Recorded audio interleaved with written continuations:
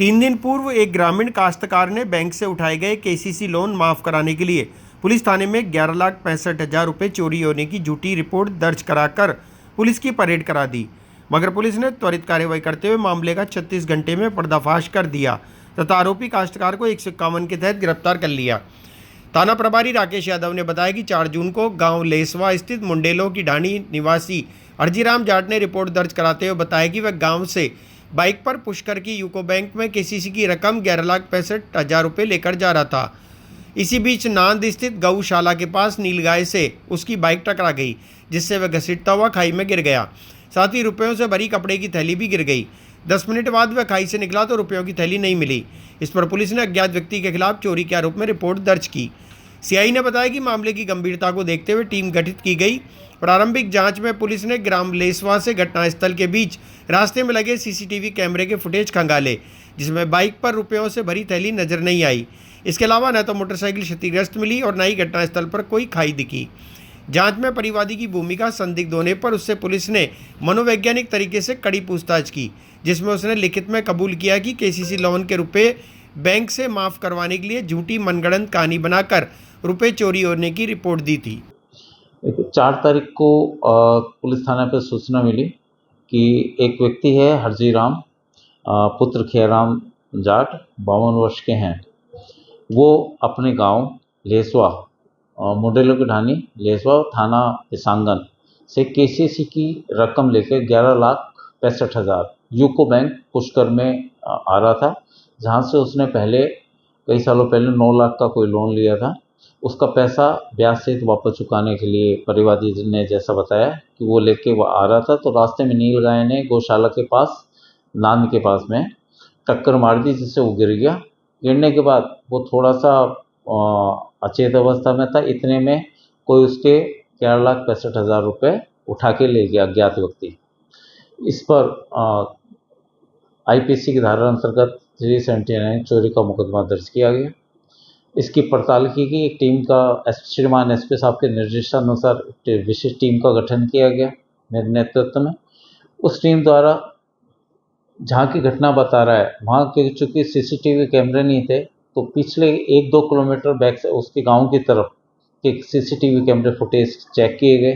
तो उस परिवादी ने बताया कि मैं 11,65,000 नगद एक थैले में मोटरसाइकिल पे रखकर दोनों टांगों के बीच दबा के एक थैली में लेके आ रहा था। जब सीसीटीवी फुटेज वगैरह चेक किए गए तो उसमें पाया गया कि दोनों टांगों पर कोई थैली नहीं थी। इसको लेकर उस परिवादी को वापस आज बुलाया और उससे मनोवैज्ञानिक तरीके से उससे पूछताछ की गई। उनके दोनों बेटे हैं जो कि नौकरी करते हैं, उनको बुलाया तो उन्होंने कहा साहब हमें इस बारे में कोई जानकारी नहीं है, ना ही हमारे घर में इतने पैसे थे, और इन्होंने क्या कहा पैसों के बारे में हमें कोई जानकारी नहीं है। फिर उन्होंने वापस परिवादी से पूछा तो उन्होंने कहा साहब बैंक से लगातार नोटिस आ रहे थे, केसीसी किसान क्रेडिट कार्ड से मैंने लोन लिया हुआ था जिसको चुकाने के लिए मेरे को पर्याप्त पैसे नहीं थे, और इस कारण मैंने मेरे मन से ये मनगढ़ंत झूठी कहानी बना दी कि मेरा ये सोचते हुए कि हो सकता है किसान जो लोन लिया हुआ है क्रेडिट कार्ड से जो लोन है वो माफ़ हो जाएगा, और अपनी कंप्लेंट वापस लेने के लिए कहने लगा। इसी बात को फिर उससे वापस पूछा गया तो बोल रहे साहब ये मेरी मनगढ़ंत झूठी कहानी बनाई थी और पुलिस को गुमराह करके और अपना लोन माफ़ कराने के लिए मैंने ये मनगढ़ंत झूठी कहानी लगी। इसको लेकर आगे की कार्रवाई, कानूनी जो कार्रवाई वो की जा रही है।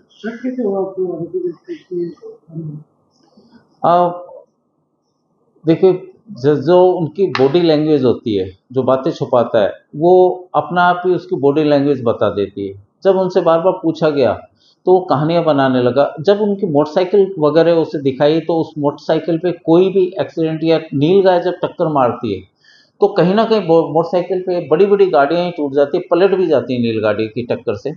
तो जब मोटरसाइकिल को देखा गया उस पर एक भी खरोच नहीं थी, और इनके भी कोई जहराना चोट कोई ऐसी बड़ी दिखती चोट नहीं थी कि मोटरसाइकिल। तो इसने बताया कि मैंने हेलमेट पहन रखा था इसलिए मेरे सिर पर कोई चोट नहीं आई, लेकिन मैं क्योंकि मिट्टी में गिर गया था डिसबैलेंस होके, तो इस कहानी को बार बार कभी फिर बीच में कहने लगा नांद से बस गौशाला से पहले हुआ है। तो जगह पे जब हमारी टीम लेके गई तो वहाँ पर तो ये बता रहे कि खड्डे में गिर गया, तो आसपास देखा तो कोई खड्डा था नहीं। उसी को लेकर थोड़ा शक हुआ, शक के आधार पर सारे सीसीटीवी फुटेज वगैरह चेक किए गए तो मामले का खुलासा हो गया। सर ये अब पुलिस क्या कार्रवाई कर रही है उनके खिलाफ?